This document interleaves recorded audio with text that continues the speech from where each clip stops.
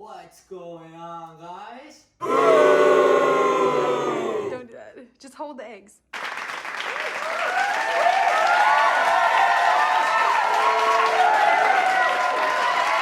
How did you want to TikTok girl?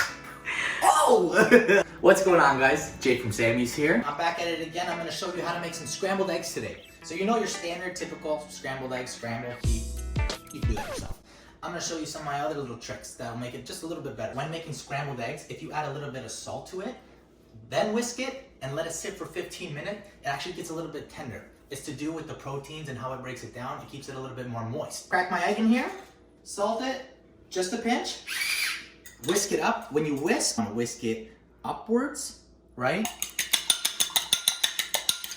And then you just let it sit. Next step. What you want to do is you want to oil the pan before you start it up. Turn this on to about a medium high. Let that sit for about 30 seconds to a minute just so we can get a little bit hot. Again, you want the egg when it goes on to hydroplane so it doesn't stick on the pan. Now the pan is hot. We're going to throw our eggs onto there.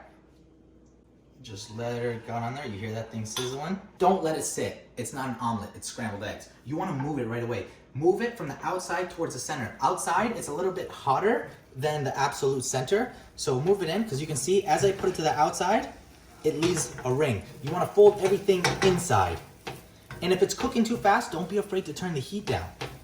Right? So now we have our conjoined scrambled eggs. What you want to do to add a little bit more air into it, this is another trick, is you want to flip it into it. The egg goes into the air and it just conjoins, right? It comes together. You think it's gonna go everywhere, it doesn't go everywhere. Now here's another problem with doing this. You don't wanna go outside of the fire for too long because the pan will get cold. Spread it out a little bit and then air it out a little bit more.